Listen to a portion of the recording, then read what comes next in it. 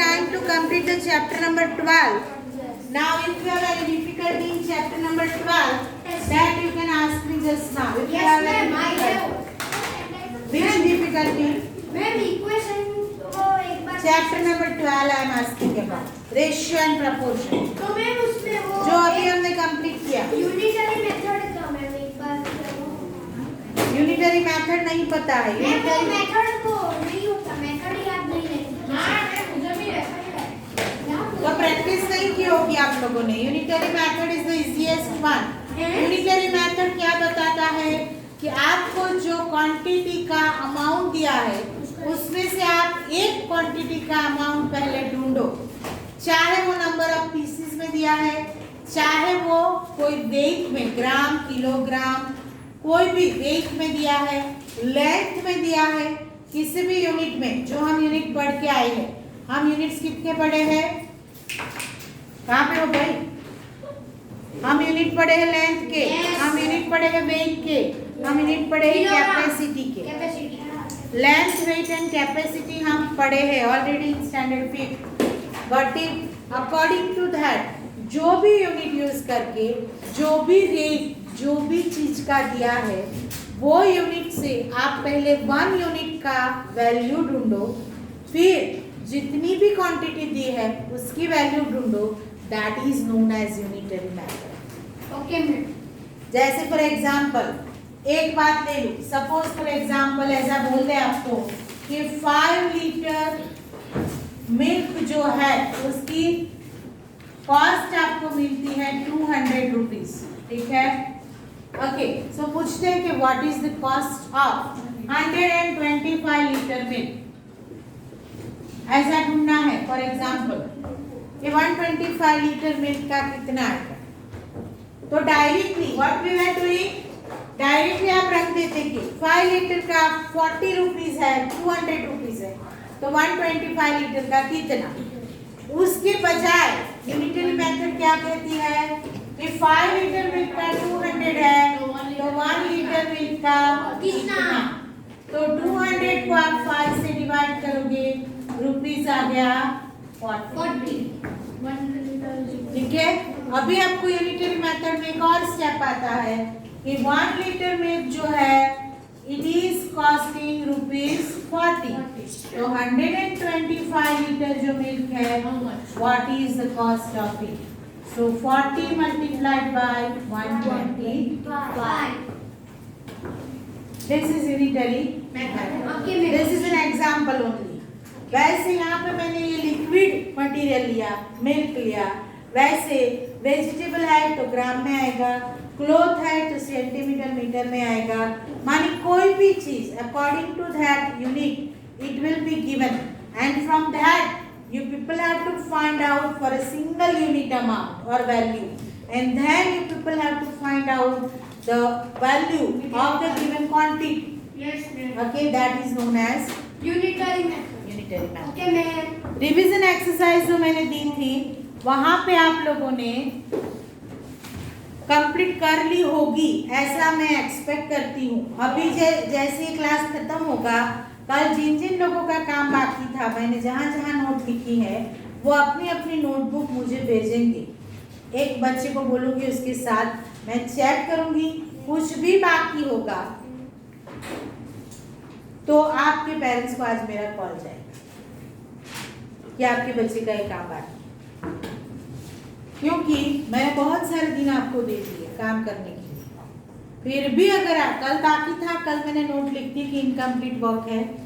अभी incomplete work वाले जितने भी नोटबुक थे कल वो सब बच्चे अभी का अभी क्लास खत्म होने के बाद मुझे बुक भेजेंगे. अगर उसमें भी काम बाकी होगा तो आपके पेरेंट्स को आज मेरा फोन जाएगा कि आपका बच्चा रेगुलर काम नहीं कर रहा है, you just take care of it. और अगर अभी आगे से काम नहीं करेगा तो मैं 2:30 बजे घर पे नहीं भेजूंगा. चलो अभी हम आज क्या करें, रिवीजन फॉर FA4. FA4 जो एग्जाम है आपकी दैट इज ऑन 17. कितने बजे है? 6 to 8. शाम को 6 बजे. 6 से 8 के बीच में आपको गूगल फॉर्म में भेज दूंगी. आपको वो गूगल फॉर्म को अटेंड करना है। अभी आज क्या डेट हो गई? 50। आज डेट हो गई 50 और कौन सा डे हो गया? Tuesday. Okay and your FA4 examination कितने मार्क्स की है? 10 क्वेश्चन आएंगे। 10 मार्क्स की है और इसमें मैंने दिया है चैप्टर नंबर 11। एज क्या है उसकी?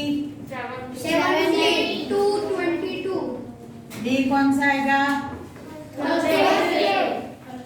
टाइम क्या है उसका? 6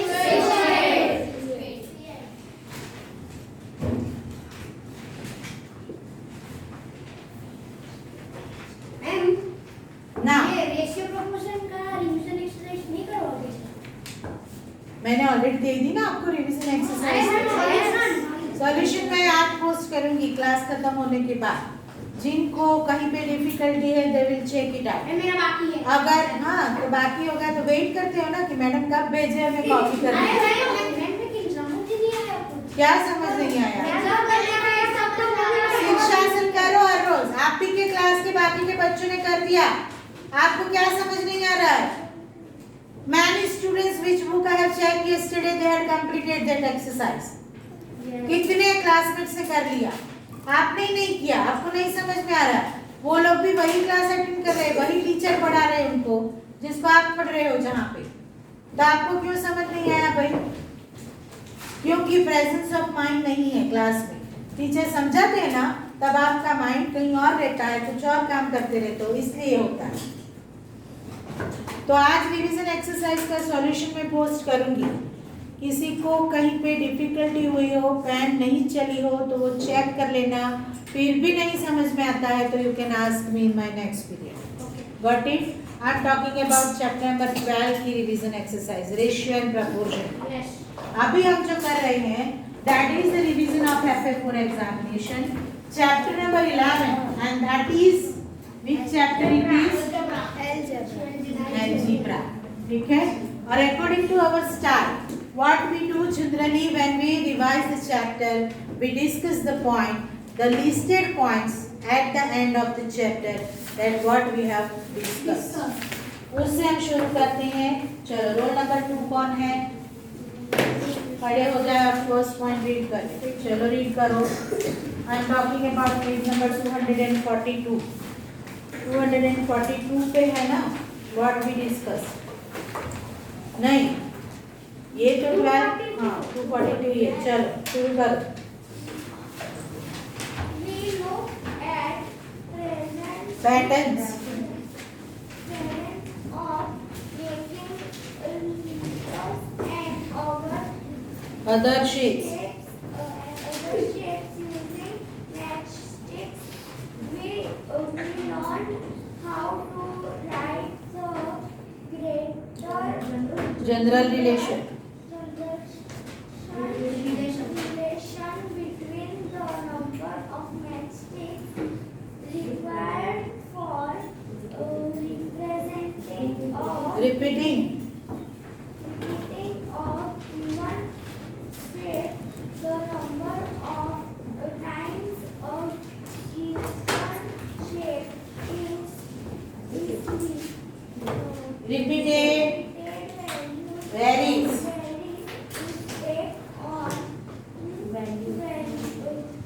values 1, 2, 3, etc. It is a variable denoted by some letter like n. some letter like n. Here the point is given of the exercise number 11.1 and we had already learned. And this chapter started with one pattern. Which pattern it was? Matchstick pattern. Matchstick pattern. But which letter it was the first? N. L. First letter was N.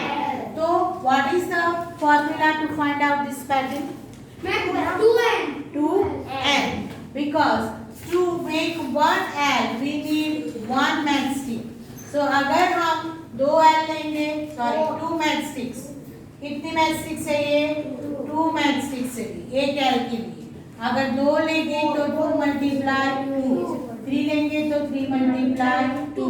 ये 2 जो है हर एक जगह पे रहता है, सो 2, और ये वैरी होती है value 1 2 3 4, how many L V require. तो ये जो वैरी होती है वैल्यू, उसके लिए हम क्या यूज करते हैं, एन। तो यहाँ पे एन क्या है,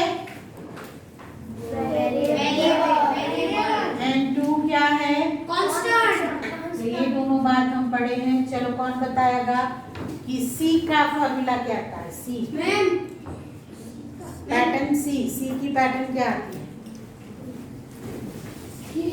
3C, बिकॉज वहां पे how many matrix we need, 3 matrix. ए मैम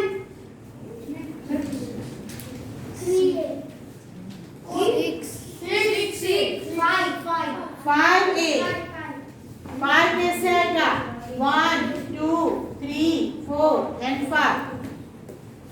5 मैट्रिक्स वी नीड। तो और ए बना रहे हैं, इसलिए क्या आएगा, 5A। मैम एग्जाम हो तो 5 लिख के जगह 5 लिख सकते हैं तो राइट होगा, 5 चलेगा। वेरिएबल आप कोई भी लो, वेरिएबल आप A से Z स्मॉल अल्फाबेट में से कोई भी ले सकते, बराबर है। मानिए आप एन ही हर एक जगह पे कंटिन्यू करोगे तो भी चलेगा, it is not wrong. But generally why we do likewise, कि आपको पैटर्न के साथ साथ अल्फाबेट भी याद रहे कि 5 क्यों आया, ए के लिए आया, सी के लिए अभी मुझे आंसर मिला कि सी की पैटर्न ऐसी होती है, तो 3 मैट्रिक्स होती है, तो 3C। तो आप अल्फाबेट के साथ साथ वो नंबर ऑफ मैट्रिक्स ज्वाइन करते चलो तो आपकी फॉर्मूला बन जाएगी। इसीलिए आपको वो ए वहां पे लिया है, आप एन भी ले सकते हो, एक्स भी ले सकते हो, कोई भी स्मॉल कैरेक्टर आप ले सकते हो to represent it. Roll number 4। A variable takes on a different values. Its value is not fixed. The length of a square can have any value. It is a variable, but the number of angles of a triangle has a fixed value 3. It is not a variable. Okay, so here they have given us the concept of constant and variable. So we know that what is the perimeter of square, 4L. 4L. How it comes, 4 perimeter of a square is equal to 4 multiplied. but 4L कैसे आया, ma'am square की 4 equal sides होती है। Yes 4L ये कैसे आया, तो square has how many sides, 4 all sides are equal. perimeter का फॉर्मूला है L plus L plus L plus मानी addition of measure of sides. Okay, कोई भी शेप ले लो, क्लोज फिगर, तो पेरीमीटर क्या होता है, addition of length of sides. Square has 4 sides, all are of equal measure, so L plus L plus L plus L हो गया, ठीक है। तो how many times it comes, 4। So addition, repeated addition means repeated addition, repeated addition means multiplication, repeated addition means multiplication, and it is 4 times, that is it is 4L. Okay, so perimeter of square आपने मगब तो कर दिया 4L, पर वो कैसे आया, तो वो इस तरह से आया। and in this formula perimeter of square में L is a variable, L क्या है, variable and 4 constant. constant. Now here we know that कि it is varies, तो perimeter of square vary होता है, same fixed उसका कोई amount नहीं आता है, it depends upon the value of L. L की वैल्यू आप जैसे रखते चलोगे उस बेस पे आपको perimeter की वैल्यू मिलेगी। अभी L depends on the requirement कि स्क्वायर कितनी साइज का चाहिए हमको, वो सेंटीमीटर में भी आ सकता है, मीटर में भी आ सकता है, फुट में भी आ सकता है, बराबर है। तो उस डिपेंड्स पे आपको पेरीमीटर ऑफ स्क्वायर मिलेगा। मानी L क्यों वेरिएबल है, L value of L varies over here and value of 4 is static, वो फिक्स्ड है, वो वैरी नहीं होता है। 4 मीन्स 4, 4 इज इक्वल टू 10 हम नहीं लिख सकते, 4 इज इक्वल टू 15 हम नहीं लिख सकते, उसकी वैल्यू फिक्स्ड है, that's why it is known as constant. Got it, समझ में आ गया? चलो नेक्स्ट रोल नंबर, या सॉरी इसके साथ दूसरा एग्जांपल आपको दिया है ट्राइंगल का। क्या दिया है? तो number of triangle, number of angles in a triangle, how many? 3। तो वो फिक्स रहता है, यहाँ पे कोई वेरिएबल नहीं है। How many angles a triangle has? 3। वो 3 का 3 रहता है, वहां पे 6 एंगल नहीं हो जाता, ठीक है? दैट्स व्हाई वो क्या है? कांस्टेंट है। But perimeter of square is not a constant value, it varies, it depends upon value of एट। Got it? तो ये एग्जांपल आपको यहाँ समझाया। चलो roll number 6। We may use any letter N, L, M, P, X, Y, Z, etc. to show a variable. हाँ, means what? आप variable को रिप्रेजेंट करने के लिए स्मॉल एबीसीडी का कोई भी लेटर यूज कर सकते हो, बराबर है? ए से जेड कुछ भी। Generally as I told you earlier, generally we use X Y Z and N. यहाँ पे हमने लेंथ ली है, length of side, that's why हमने क्या लिया? एल। ठीक है? तो इस तरह से आप कोई भी स्मॉल अल्फाबेट भी use it generally, not the capital, ठीक है? तो वो एक डिसिप्लिन है मैथ्स का कि वेरिएबल लेने के लिए generally we used small letters. अभी देखो आप ये कर रहे हो, फिर पूछोगे कि मुझे ये नहीं समझ में आया। बाकी के बच्चे को देखो, वो मेरी और पूरी ध्यान दे रहे हैं, आप कुछ और कर रहे हो, फिर बोलोगे कि ये नहीं समझ में आता है, तो मैं तो हेल्पलेस हूँ वहां पे। चलो हो गया? Roll number 8, next point. Speak loudly. allows us to, बाद में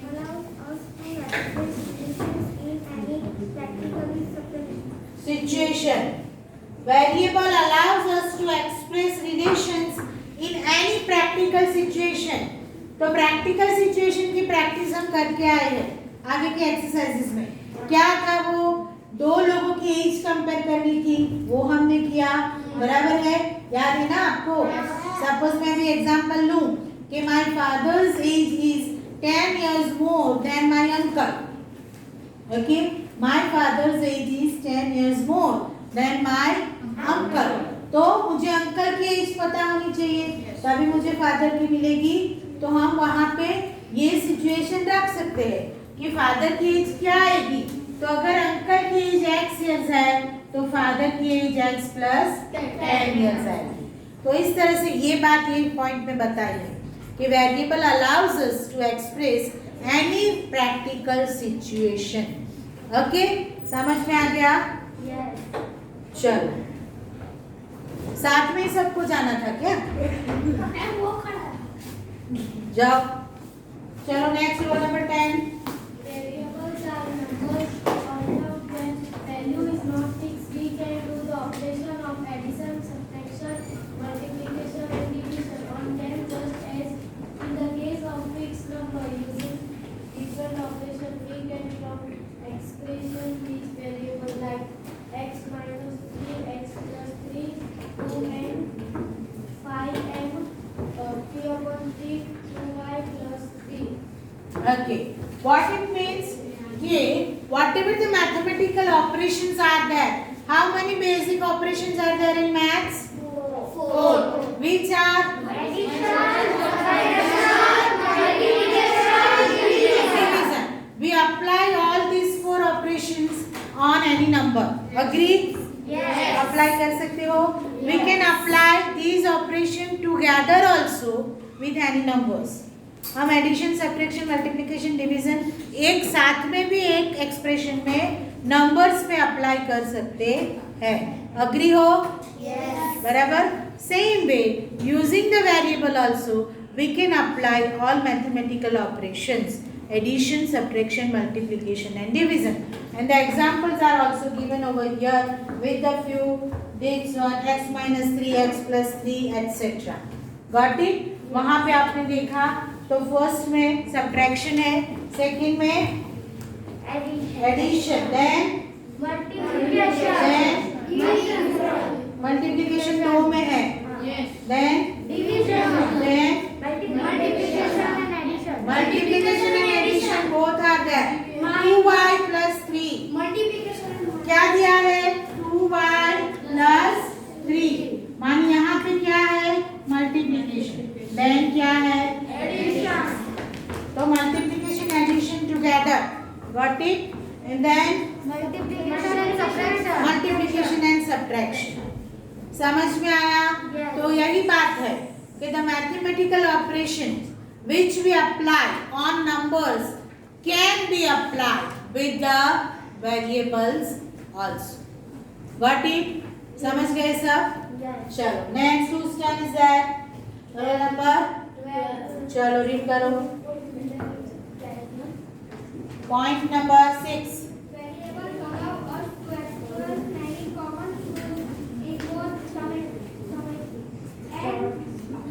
Geometry and arithmetic. For example, the rule that the sum of two numbers remains the same if the order in which the numbers are given is can be a plus b is equal to b plus a. But the variables a and b stand from any number 1,32,000 minus 7 minus 28. Okay. So if you remember, we had learned many properties of numbers. आपको याद हो तो closure property, commutative property, associative property, distributive property of multiplication over addition. ये सब हम पढ़े हैं अगर याद हो. So that is given over here कि from these आप लोग कुछ और कर रहे हो. आपका जो वाइटर हाथ में है मैं बाहर से बाहर फेंकूंगा.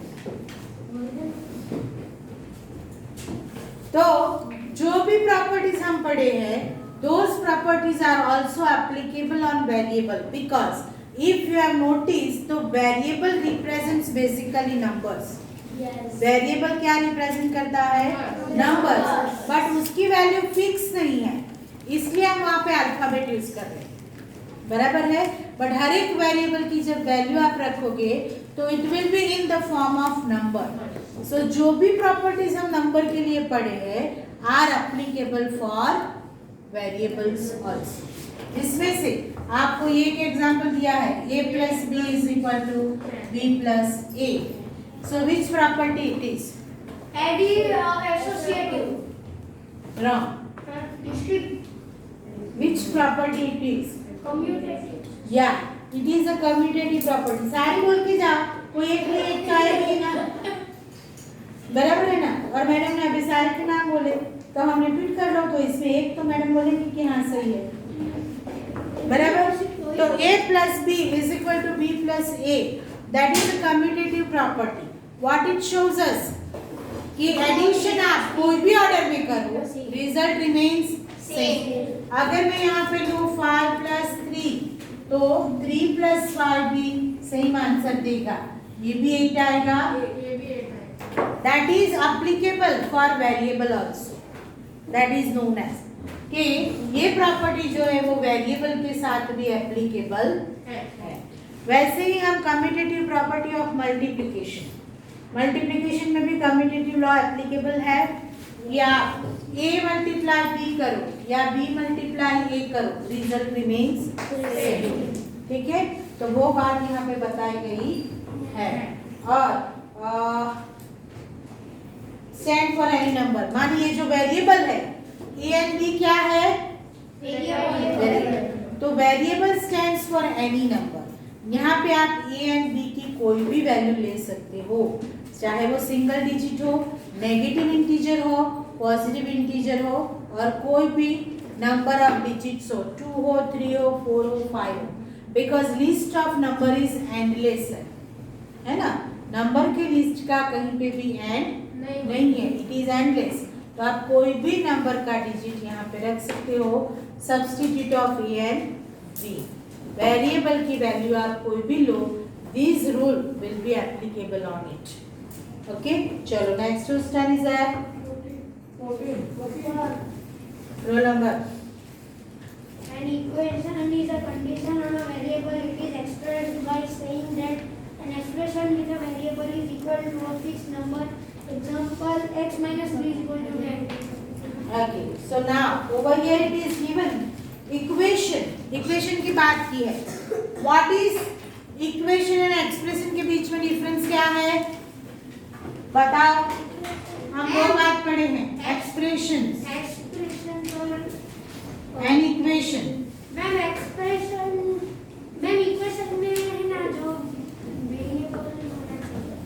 बोलो चलो, एक्सप्रेशन एंड इक्वेशन दोनों में डिफरेंस क्या है? एक्सप्रेशन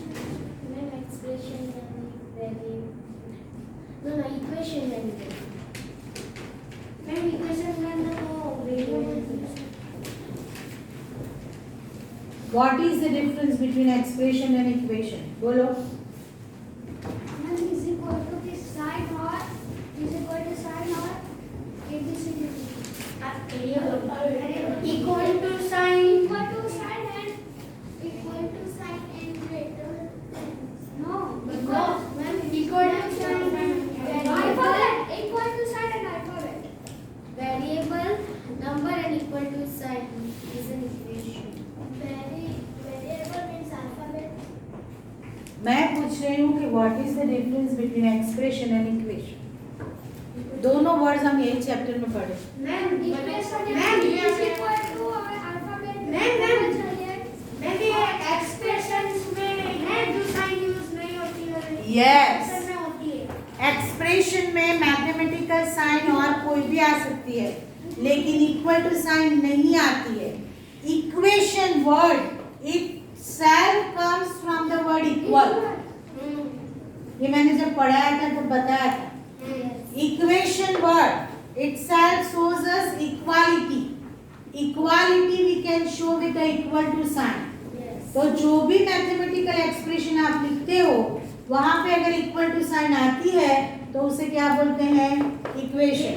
और अगर इक्वल टू की साइन नहीं है तो उसे क्या बोलते हैं? एक्सप्रेशन। फॉर एग्जाम्पल मैं लेती हूँ x/4 + 3 एंड ब्रैकेट करके उसको बताती हूँ ग्रेटर देन 7। ये इक्वेशन तो ये क्या है? एक्सप्रेशन।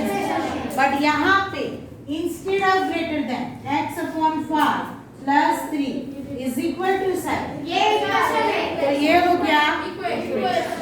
तो मैथमेटिकल एक्सप्रेशन में जहाँ पे इक्वल टू साइन होती है, those expressions are known as equation.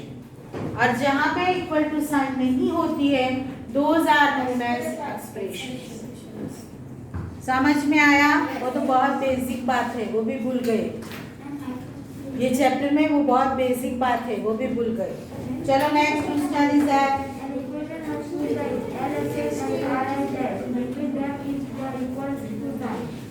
what is the full form of LHS? Right hand side LHS and RHS। Okay, तो यहाँ पे ये जो है ये इक्वल टू के लेफ्ट साइड वाला पोर्शन, उसे हम बोलते हैं left hand side. And equal to के राइट साइड वाला पोर्शन इसे हम बोलते हैं राइट हैंड साइड। तो LHS और RHS ऐसा मत करो। LHS means left hand side and RHS means right. और किसकी लेफ्ट और किसकी राइट? तो equal to sign, equal to जो साइन होता है उसका लेफ्ट साइड एंड उसका राइट साइड। चलो next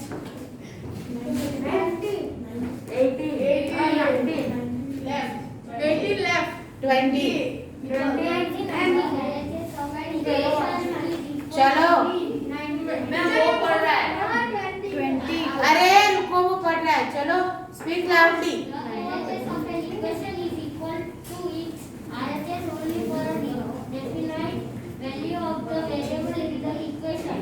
We say definite value of the variable satisfies the equation. This value itself is called the solution of the Equation. Okay, what is the solution of equation? That is given over here. Solution of equation कैसे हम ढूंढते हैं? तो यहाँ पे जो हमने example लिया ये वाला x upon 5 plus 3 is equal to 7. तो x की कौन सी वैल्यू जो है वो हमको 7 देगी. ओके, तो मैं यहाँ करती हूँ x की वैल्यू में 20 लेती हूँ. 20 upon 5 is equal to 3. 4 plus 3 is equal to 7. Got it? Basically मैंने क्या लिया x upon 5 plus 3. x की वैल्यू मैंने 20 ली. 20 को 5 से डिवाइड करोगे क्या आएगा? 4. 5 4 जा 20. 4 आएगा. 4 के अंदर 3 ऐड करो तो क्या आएगा? 7. तो we can say that x की वैल्यू 20 जो है which is the solution of the given equation. Solution of equation किसे बोलते हैं? कि जो इक्वेशन में वेरिएबल है उसकी जो value left hand side and right hand side को इक्वल करती है that is known as solution of equation. Okay, अभी ये हमको कैसे पता चले? लास्ट टॉपिक में कौन बोलेगा? चलो next. For given the solution of an equation, one method is the trial and error method. In this method, we give some value to the variable and check whether it satisfies the equation. We go on giving this way different values to the variable until we find the right value which satisfies the equation. Okay, means what they tell us over here कि there is a trial and error method. Trial and error method to find out the value of variable. ये जो मैंने यहाँ पे directly आपको 20 लिख दिया. Okay, how it comes? मुझे पता था कि इसका सॉल्यूशन क्या है, लेकिन अगर हमको नहीं पता है तो ये लेंथी मेथड हो जाती है. कैसे? 1 से 20 तक की वैल्यू आप रखते जाओ, जहाँ पे भी आपको सेटिस्फाइड होके 7 मिले वो उसका सॉल्यूशन है. तो it is a lengthy method. Trial and error method जो है वो लेंथी है, तो इसलिए हम क्या मेथड यूज करते हैं? तो हम यूज करते हैं ये मेथड. कौन सा? Suppose x upon 5 plus 3 is equal to 7 हमने लिया. Now which value satisfies it? For that we solve the equation. कैसे सॉल्व करते हैं? तो मैंने यहाँ पे पहले क्या एडिशन उसको रिजॉल्व करना है, तो मैं क्या करूंगी? -3. ठीक है, और इक्वालिटी साइन है तो आप लेफ्ट हैंड साइड पे जो अप्लाई करते हो वो राइट हैंड साइड पे भी अप्लाई करना है.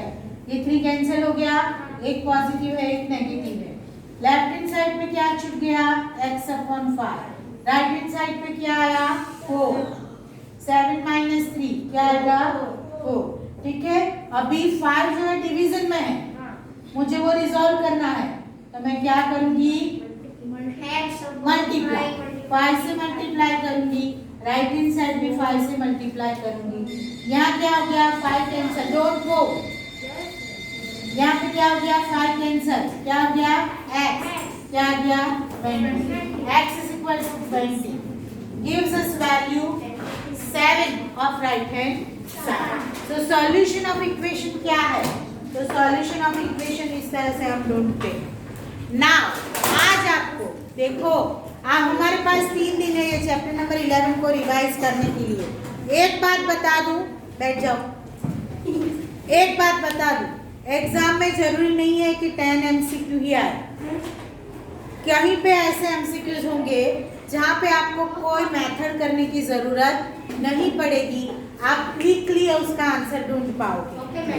ऐसे MCQs भी आएंगे कि सॉल्यूशन ढूंढो वाले, तो वो आपको पेपर और पेन लेके बैठना है, वहाँ पे सॉल्व करना है, जो आंसर आता है वो आपको पिक करना.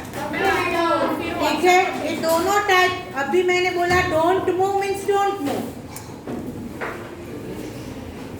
तो आपको ये दोनों टाइप के क्वेश्चंस एग्जाम में आ सकते हैं. जरूरी नहीं कि 10 क्वेश्चन ही आए. Yes, ma'am. बराबर 20 तक क्वेश्चंस आ सकते हैं. आप मार्क पर ईच क्वेश्चन। बराबर, मानिए आपको पूरा 1 घंटा भी लग सकता है, तो ऐसा मत सोचना कि 10 मार्क की एग्जाम में मैं 10 मिनट्स में खत्म करूँ। और आज का काम समझ लो, रिवीजन में आज क्या करना है।